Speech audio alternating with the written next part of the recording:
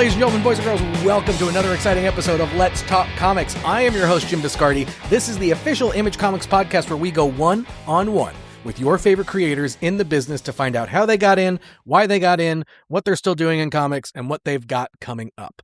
My guest today is comic book writer Doug Wagner, a creator whose work that kind of lives in that perfect overlap of like dark comedy, crime, and horror. You probably know him from books like Plastic or Vinyl or Plush. More recently, I Was a Fashion School Serial Killer. He has a new book coming out, and it is called Narcos. And why I'm excited for today is because Doug has built something pretty rare in comics, in that like he has built a shared horror universe that doesn't require any homework. And each book stands on its own. So if you're paying attention, you can find little spots, little connective tissue and things like that. And so with Narcos, it is a 5-issue series with art by frequent collaborator Daniel Hilliard, colors by Dave Stewart. And this is a bit of a Hitchcock-inspired thriller centered on a main character who suffers from narcolepsy, which we will get into. So like I said, I'm excited. You're going to be excited. Doug, welcome to the show. Thanks for having me on, Jim. I appreciate you having me here, man. I love it. Absolutely. Absolutely. All right. I'm going to get this out of the way. Anyone who listens to the show knows what this is. First question, was comics the goal for you? Did you believe you were going to end up here, or is there an alternate universe where Doug Wagner is a rancher somewhere? Yeah. No, honestly, it took a while for me to figure it out, but like at 17, I literally woke up one morning and went, I want to be a comic book writer. And so that has always been my end goal since day one. Mm-hmm. It's never wavered. Even I get asked now, like, "Oh, what would you do if it wasn't for comics?" I'm like, I don't know. I don't have any other useful skills.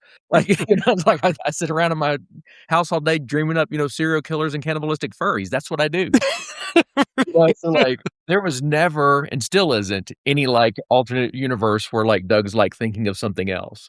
Right. I love that. Okay. Well, so let's go back a little bit. So, you like 17, I want to be a comic book writer. Where do you even begin to start? What are the things that you like try to put together to say, all right, this is the goal. I'm going for it, and I need to do this. Yeah. I mean, dude, back then it was tough. So like, right. I'm a little bit older if people can't tell, but like, I ended up being good friends with Kelly Hamner in high school. Okay. And we kind of, bumped into each other magically. And I saw him doodling. And I was like, wait, you're into comics? I'm into comics. And we just kind of started creating our own characters and kind of playing with making our own comics. Mm-hmm. And it took me about 6 months, because I can be a little slow. It took me about 6 months until I had that dawn of like, I think this is what I want to do. This is all I really care about anymore. And so then it was like, oh my God, how do you even get started? Yeah. And so luckily we had kind of, and I knew Cully, so we kind of like already built this relationship to where we could kind of build on that and kind of navigate it to get together. Uh-huh. Him being an artist and me being a writer kind of thing. Right. And then it just came down to like, I learned like, what you got to do is you got to build a pitch, send it out, and wait to get your rejection letter.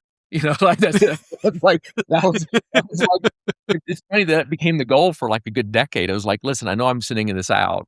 I know the odds are I'm going to get a rejection letter, and right. I can't wait to get my rejection letter. Sure. And so it was just one of those, like, you just constantly, there's a lot of hard-headedness and persistence, Was there higher education somewhere in there? Like, did you go to like, do writing or English or whatever? No, I looked in different colleges, and at that point, like, there was a couple that did screenwriting, but I never really wanted to be like a movie screenplay writer. Right. It was all about comics. I was like, I don't think that translates. Yeah. And of course, my mom was like, hey, you have to have a plan B. So I did. I went to college and I got an accounting degree the first time. Okay. And then the first time? Yeah, the first time. Yeah, I've been to college a couple of times. The second time, I went and got an IT degree. And that was because, hey, listen, it's tough. And when I started, I know I wasn't good. Mm-hmm. I wasn't talented enough looking back on it. And so I would get frustrated and go, you know what? I need to come up with plan B. Okay. And so that's where I had to go back to college for a couple of years and try to figure out. And every single time, like 2 or 3 years into that career, I go, man, all I can think about is comics. Right. So what are you then looking to for like resources, right? Like how are you learning on breaking down what makes a good comic, right? And then also kind of playing that, the role in kind of building stories, right? Because it's not just I have a story, I'm gonna write it, right? Like there's I think the thing in doing this show that I think a lot of folks who listen to the show don't necessarily realize at times or appreciate at the same time is how much work goes into actually building a story and then writing a story for an artist, for someone. Not to say that like, there's it's not that it is difficult and takes practice to learn, but there's a lot more that goes into it than just saying, I have a story and I'm going to write it. Oh, yeah. So the execution part's always the toughest, right? I mean, the Right. ideas are the easiest. Everybody has an idea, but the execution of it is the toughest. And back then, like, what a lot of it was like reading books on writing, so, like Yep. Stephen King's books and, even screenplay books because, they were more visually based than, say, novel writing books. But I was blessed in that, like, Cully Hamner at that point, like, really young, got into Gaijin Studios. Mm. And so, he's in a studio with, like, Adam Hughes and Jason Pearson and Brian Stelfreeze. The list goes on and on and on. And I would go visit fairly frequently and became pretty good friends with these guys. Okay. And they knew I wanted to be a writer in comics. And so they would have me write a script and then just rip me up to shreds. Just like point out to every little thing that was wrong with my script from an artist standpoint. And so it was a lot of like doing that and just kind of like honestly just bumping around. Mm-hmm. And then it's like, as you said, like trying to figure out like, hey, I have a good idea. How do I execute that? Dude, that's where the magic sauce really is. And it's there's days where I'm crying because I can't figure it out. Like you're beating your head against the wall going, I just, you wonder if your career's over, because you're like, I can't figure this scene out. I can't figure out the next step. And so within the next morning you're in the shower and it's like, oh, there it is. Right. Okay, let me get back to it. Do you remember, could you recall like any of like the first initial light bulbs for you where like you felt like, oh, okay, I need to do this. I think, and this took me a while too, because like for the first couple of years, of putting together stories and pitches and those kind of things, I really was writing trying to get an editor to hire me. Okay. I was writing going, I hope this editor I'm writing for this editor, right? Like I'm going to get them because I know what kind of stuff they like. And then it finally dawned on me that like I need to start writing for myself. And if it's not good enough for me, it's not good enough to put on the page. Mm-hmm. And so, and as a writer and I think all creatives are this way. It's never going to be 100% perfect. Sure. But you have to like, listen, if this scene isn't good enough for me, if I wouldn't enjoy this or I don't want to look at this page, then I need to rethink it. And so that's where I kind of learned like, hey, wait a minute, I need to start writing for me. And honestly, the one that like drove that home was plastic. I mean, okay. You were kind of around like when that was going on. And like when I pitched it to Eric, I wasn't sure, like, sure. I was like, man, this might be a bad idea. And luckily Eric picked it up and then apparently he sent it to Robert Kirkman and Robert Kirkman loved it and sent me a really nice email about it. And when the book came out, we weren't expecting much. And then when it did well and was successful, we were like, oh gosh. We've got something. Yeah.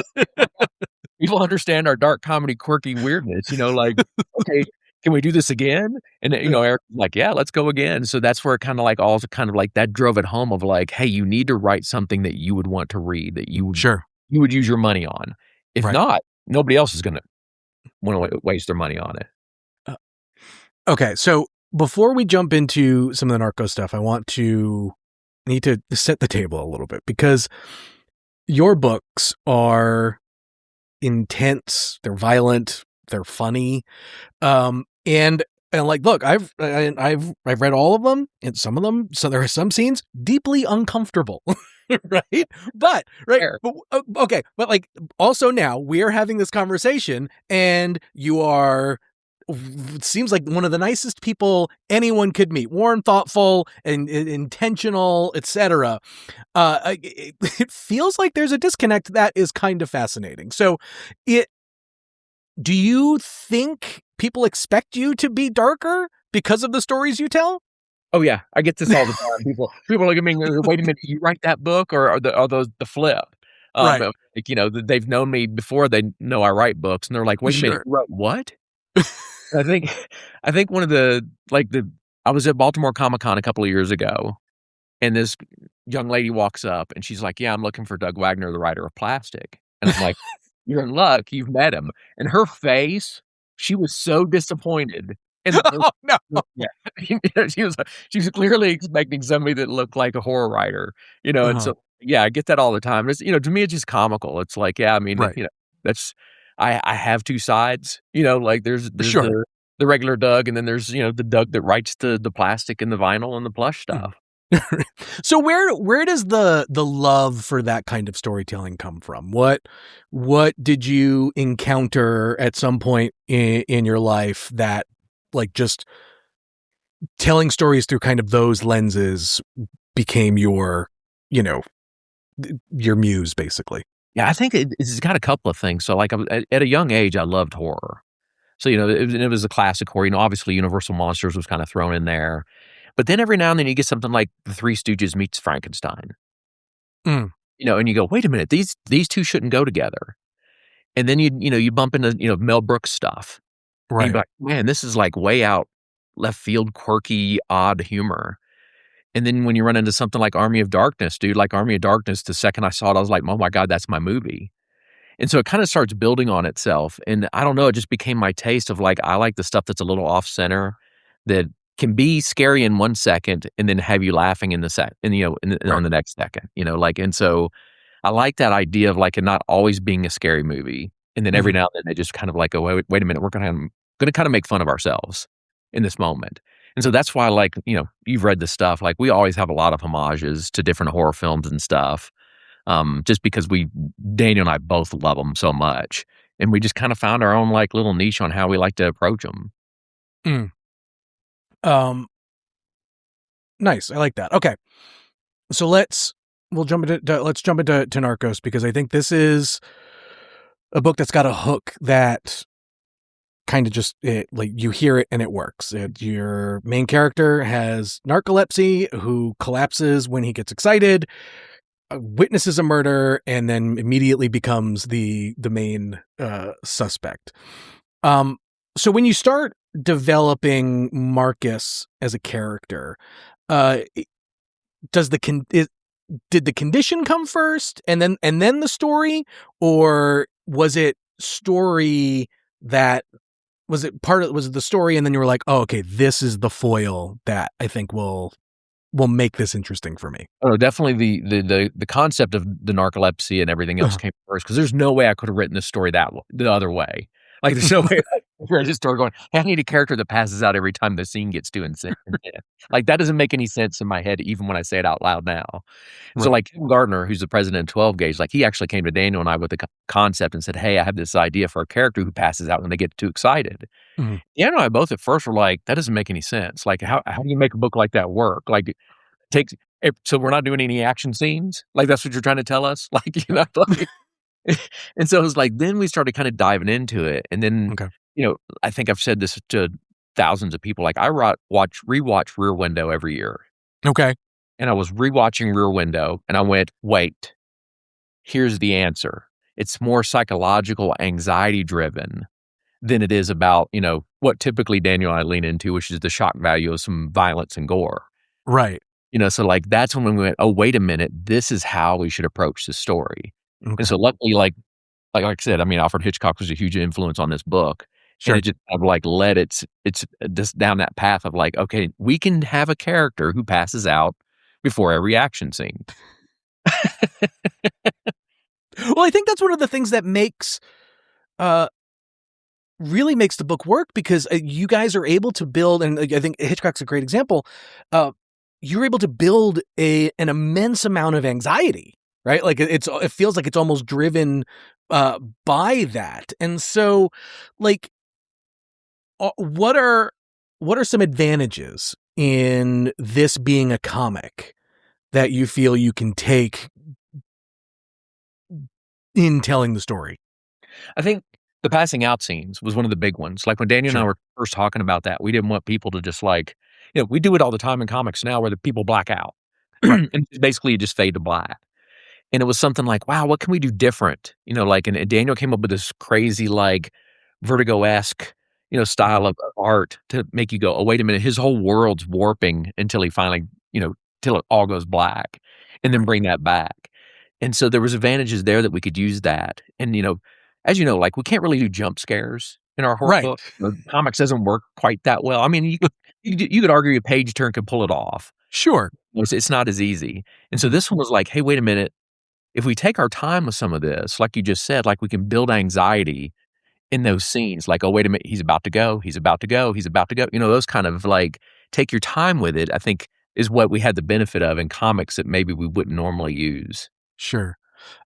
So then how much can you mention like the page turn and the jump scares? How much of the tension or how do you balance the tension between making something a page turn versus what's happening maybe with dialogue? Oh man, that's always, I mean, that's always a fight, right? I mean, Right. that's part of the execution that we talked about earlier and trying to figure out how to like make all that work together. Because sometimes you don't want dialogue to lead you to the page turn, and sometimes you do. Right. And I always love like when you see somebody pull it off masterfully, where like the dialogue and the visuals Mhm. lead to the page turn, but they may not be connected. Mm. Like, and Yeah. so I love that kind of stuff, but, like, dude, again, that's just a struggle of, like, sitting there and pounding your head against the pavement until it sounds like it works to you. Mhm. But I mean, yeah, you always have to take into account page turns, and if Right. you can do it with either words or visual or both, Mhm. trying to figure out that balance of what works for that book or that scene, that's always the fight. Let's move on to the what it's like working with Daniel, because you guys have worked on a number of projects at this point, and it sometimes it feels like if having followed all of the stuff that you guys have done together, I have to imagine there is it feels like there's a visual shorthand kind of at this point. Um, so when we take into consideration the narcolepsy and how it's going to be portrayed with Mark, as you mentioned that Daniel kind of built this almost visual language for it.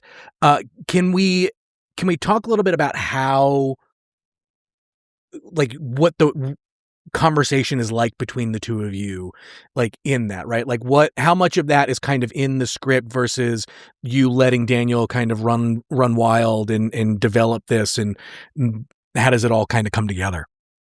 I mean, a lot of it we build before we even start. So Okay. something like the passing out scene, we'll kind of bounce that around because Daniel actually likes pretty detailed scripts. Okay.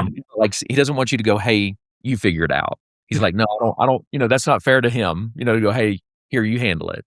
So we kind of figure that kind of stuff out before we actually get to that scene or while we're in that scene, and we'll just bounce ideas back and forth until we get something that sticks. And what's fun is that usually ends up being, "Hey, what if we did this?" And then it gives the next person, "Oh, wait a minute, what if we took up a notch to here? Oh, wait a minute, if we took a notch to here?" You just keep leveling up as you're bouncing these ideas around. Because it's with us, it's never about like whose idea it was. It's about what's best for the book. And so we really push that pretty hard. And so yeah, we figure out a lot of that stuff ahead of time. And then so Mhm. when I get the script, it's in the script, Okay. but like you said, there's shorthand because I'm not Right. gonna describe all the wavy lines, right? I'll be, "Hey, yeah, panel 1 is normal, panel 2, it starts to warp, panel 3, it warps more, panel 4, and then 5 is black. So, Sure. like, I'll go through that and kinda do it, but I don't go into super detail of, like, what the colors are, or any of those kind of things. Right. So I guess in the beginning process, or maybe throughout, is there something that you wanted to avoid so it wouldn't feel repetitive and or gimmicky? Because like they said, like you've got like the narcolepsy thing feels like for, a novice writer or something can be a crutch, but I think you guys use it in a way, right, to tell the story, right? So how do you work that out to make sure that one of your key components to the story is not a gimmick?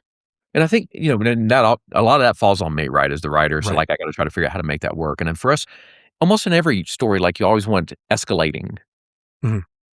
situations. And so even when we begin in the first issue of Narco, like you see him kind of trying to train to keep his heart rate under control. And so like what we're kind of saying there is like, hey, listen, we're going to keep upping the stakes for this guy and we'll see how far we can push him until he passes out again. So hopefully it continues to escalate, to like, so you get the feeling that like, hey, not every time he passes out is exactly the same. It's like, Right. kind of root for him. You're like, come on, dude, you can make it to 199 on your heartbeat. This time, come on, you got it. You know, like, so you kind of play with that a little bit and hope, you know, as a writer, that's all you can do. You hope that it works.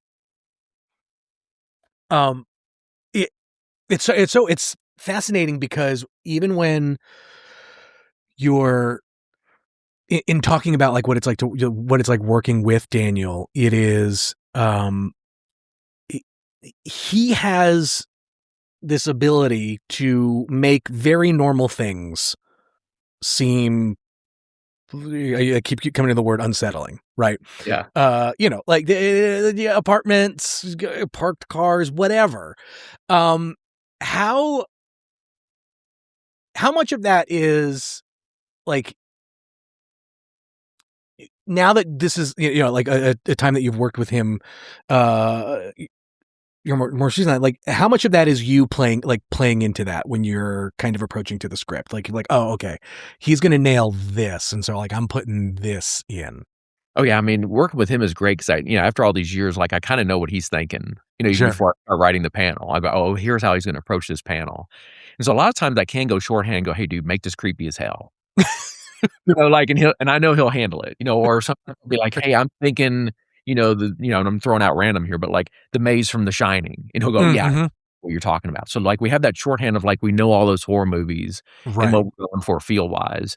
And he's just, I mean, yeah, I mean, dude, like, and he's maybe one of the most favorite things I love about working with him is his acting ability with characters. Yeah. Like, he can make everybody like there's never like a same expression on a character panel to panel, unless that's purposeful. And so like, yeah, a lot of it's like I can really trust him to like, hey, this is what I'm going for. And a lot of times we talk about vibe, like what do we want this panel or the vibe of this scene to be? And so like, I don't always nail it and he doesn't always nail it, but we know if we work together and go, hey, wait a minute, I'm not sure this is hitting the right spot. We work it out and it hopefully it works. That's what that's the way Right. Has there ever been a note that he's had on a scene or something that he's given back to you that you're like, oh yeah, that is a great change. Let's do it this way. He does it all the time. Every now and then he'll be like, oh, I'm not sure about this dialogue. What if they said something like this? Okay. Like, oh, how did I not see that? One of my favorites to this day is in Plastic.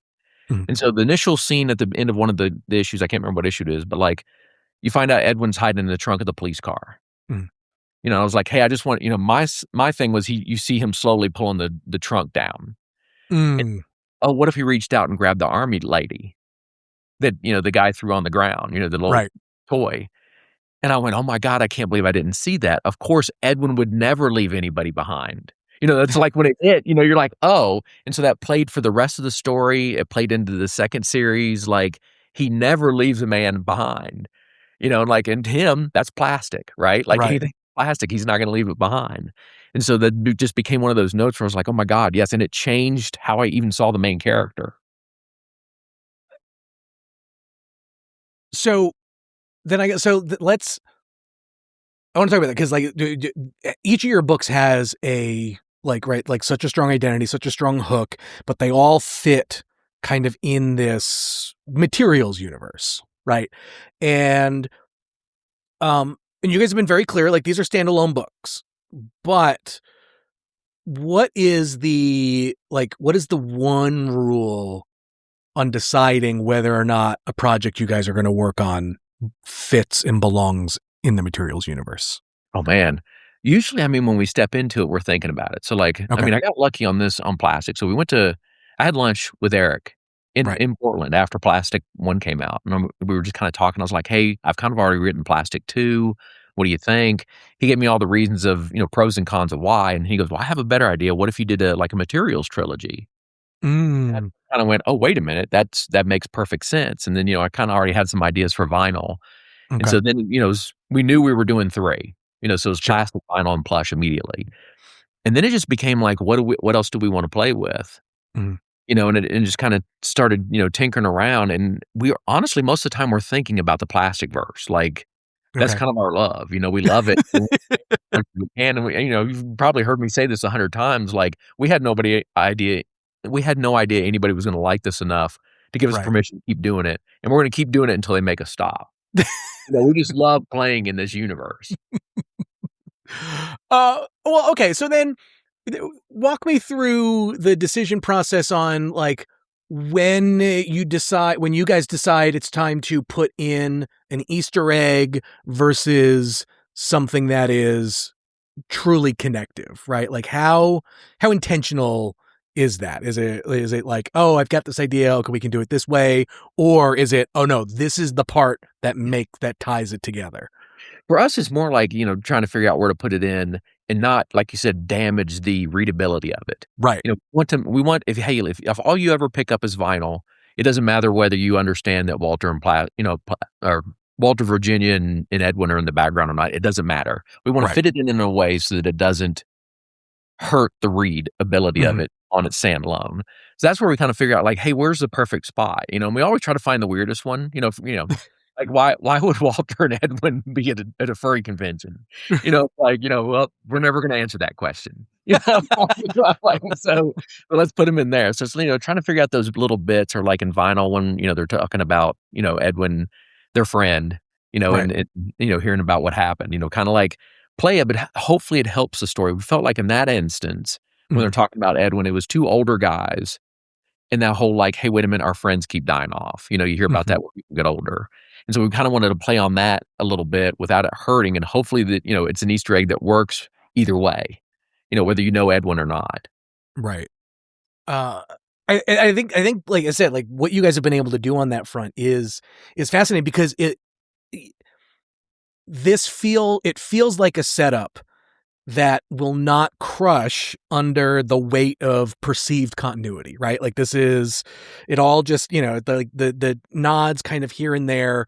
And so, yeah, so I love that. And it's interesting because you've got so many characters for all characters that are seemingly, they look like normal people, right? They all are so unique in a way that they become memorable. And I think that's one of the things that I've loved to see pop up around these books, is that like there is a genuine fan community around these books that has popped up, that they talk about their shared love for all the books, but also they love, like I've seen a lot of almost fanfic on like setting up on why some of these characters have shown up. And I think that's great. And I think that's one of those, I think it only goes to your credit for, you and Daniel, for what you guys have been able to do. But I think like the other thing too is like what makes your characters so great is like, yes, they all have a flaw, right? And some of them are deeper than others. But there's always that emotional tie that I think makes it so relatable to a reader. For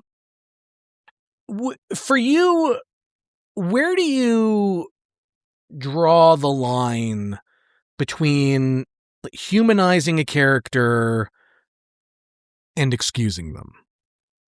That's a tough question. Yeah, that's I don't know if I have a proper boundary for that one. Obviously I'm writing serial killers and trying to make you love them. Like I have some issues to deal with myself, but like I think it's a lot of times it's going to be about heart and intention. Okay. So like, Walter, say in vinyl, like he's mowing down people because he's trying to save who he perceives as a friend. Like he's willing to risk it all, including himself. So like as long as there's heart and intention in it, like in a proper direction, right, I think I'm fine with it. But if I'm writing like said Ed Gein, like that gets a little bit more, like right. I don't think I would be able to pull that off and still have you love that character. Right.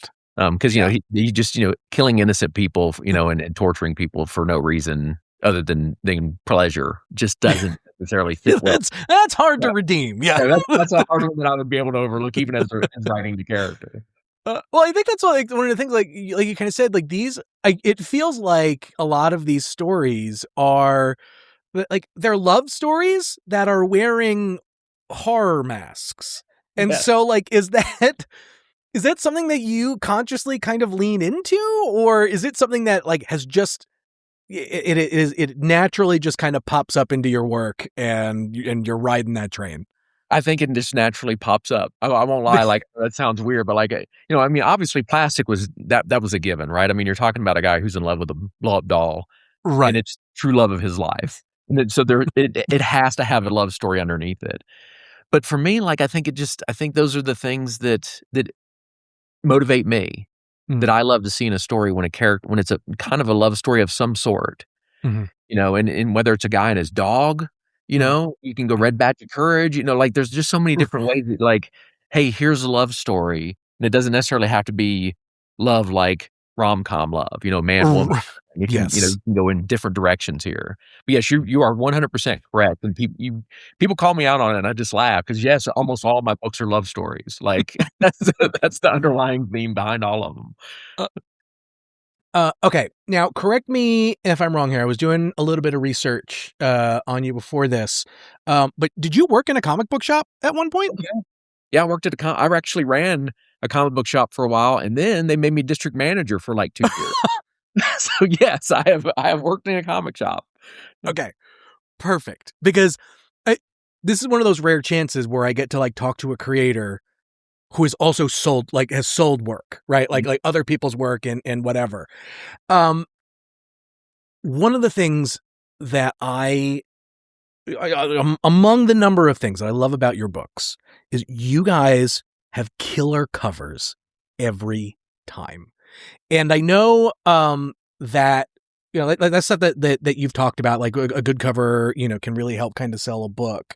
But um what do you think modern day covers maybe over prioritize now that maybe hinders them in a point that where and it's something that you guys actively try to avoid for yours? I think one of the bigger problems with covers currently is they're all colored the same. Like, Mm, discover digital coloring, and we lose, lens flares, and so we try to make every cover as flashy and vibrant and flat, as we can, and the problem is I think they kind of all start mixing together on the right. stands. So, you've seen us, like, we mix some stuff, like, on vinyl, we actually went with several of the covers, like, have a very bright color, but it's a Yeah. solid, just a character and a solid background. Right. And so I think what you're seeing is, like, I mean, I understand that Marvel and DC have done this, for 70 plus years kinda Sure. thing, but all their covers kinda now start even if you look coming back in, like, the '70s and '80s, like, they kinda start all looking the same. Hmm. I think the problem with our side of the indie side is I feel like sometimes we think we have to follow that, and I think Mm, we should be thinking the opposite. I think, like, we should be making sure, when people see our covers, they go, "That's an indie book." mm. Okay. Oh, I love that. Well, so okay, so then how do you know, or like, what for you? What is the quick test to know if a cover is doing its job? Oh, man, I mean, obviously, there's a lot of, like, it's just me and Daniel most of the time, and we bounce it around and go, "Well, we hope this is a good cover," and a lot of times, what'll be fun is the factor will be like Dave Stewart or Laura Martin or Michelle Madsen, who color a lot of our stuff. They'll go, "Oh my god, I know what to do with this." Mm, And you go, "Okay, that means we probably hit the right time," like, we're hitting the right notes there, and they're like, yeah. "Oh, no, I know. Don't worry. I got you." Because, Daniel turned in the inks and we're like, "We think it looks good, but, like, we don't know how it's gonna look, once you put it on the stands," kinda thing.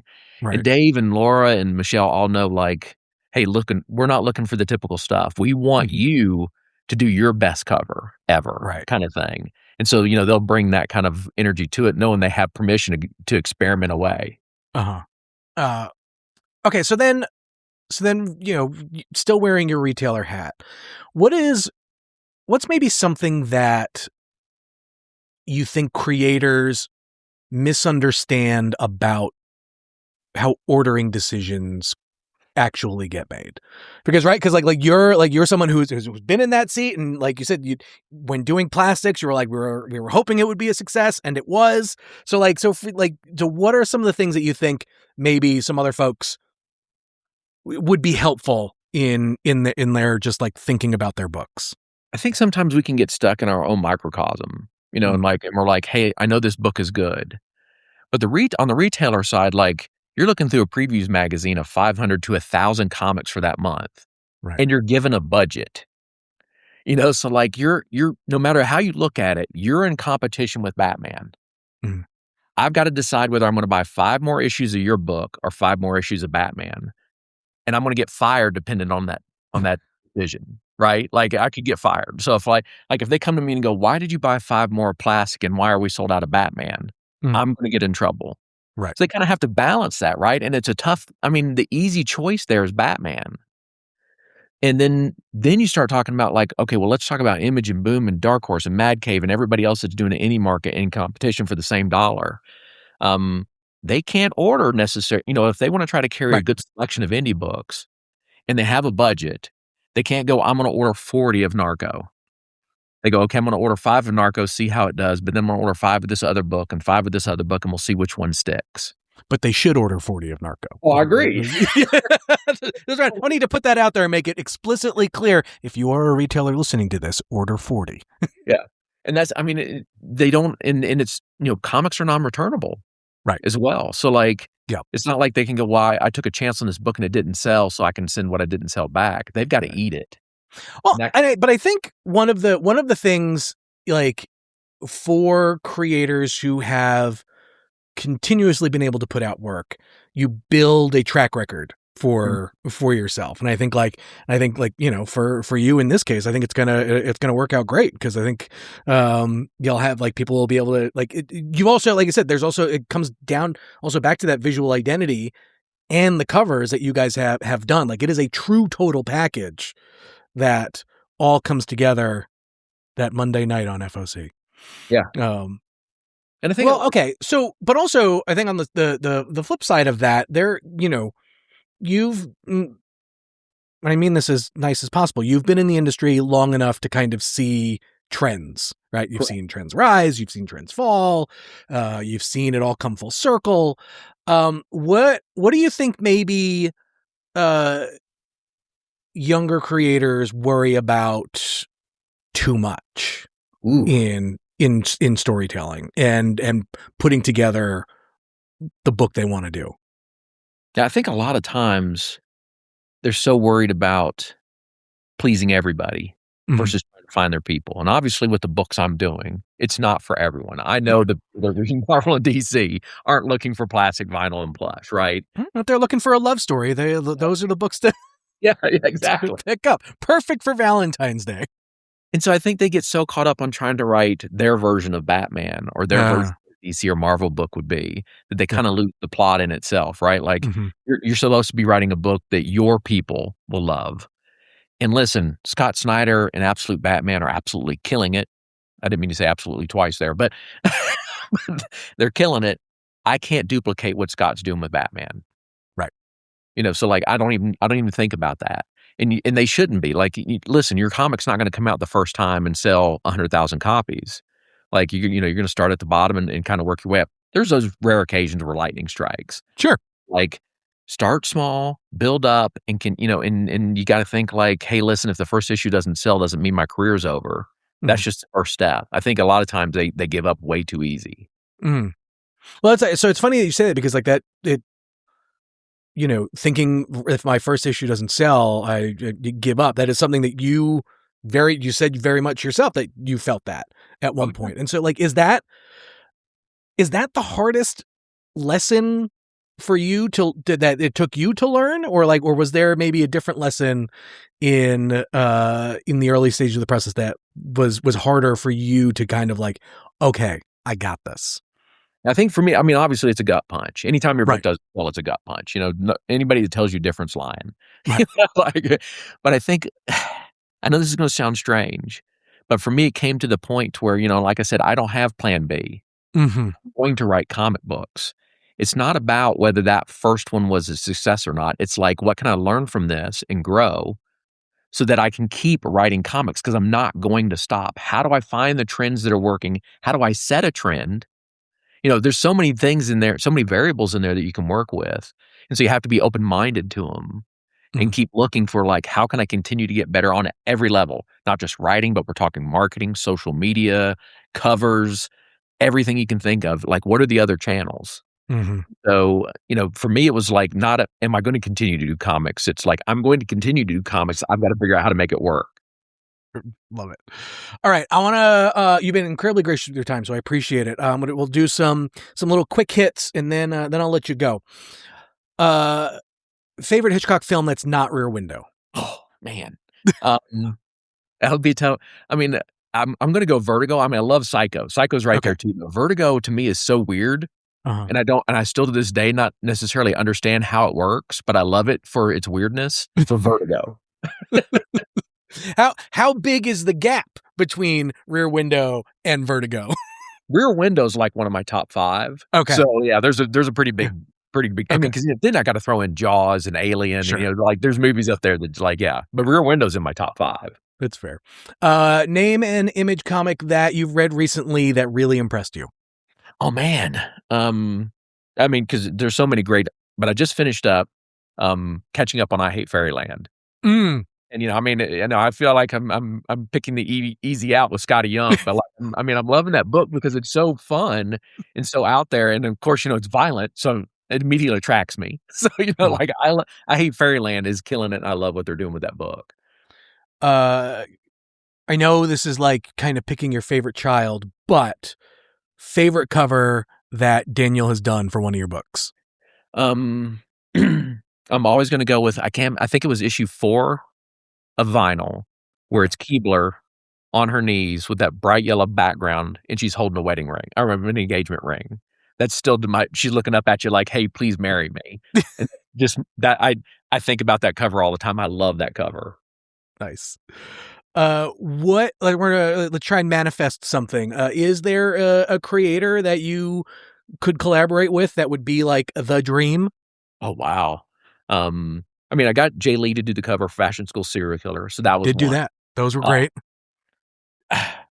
Pacello and Chris Pacello and Humberto. Okay.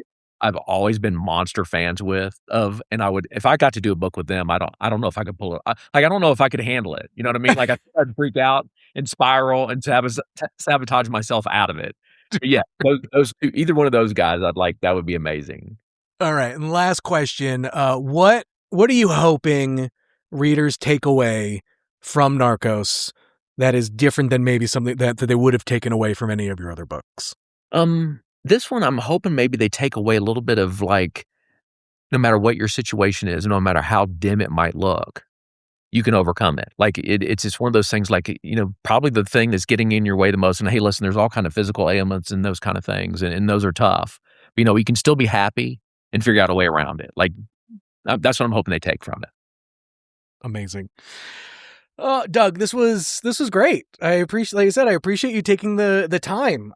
For folks who are listening, depending on when you're listening to this, Narcos may be out already, but if you're listening to this before Narcos is out, make sure you tell your retailer to order 40 copies, but that you will buy at least 3, right? Like that I think is the safe goal and rate here.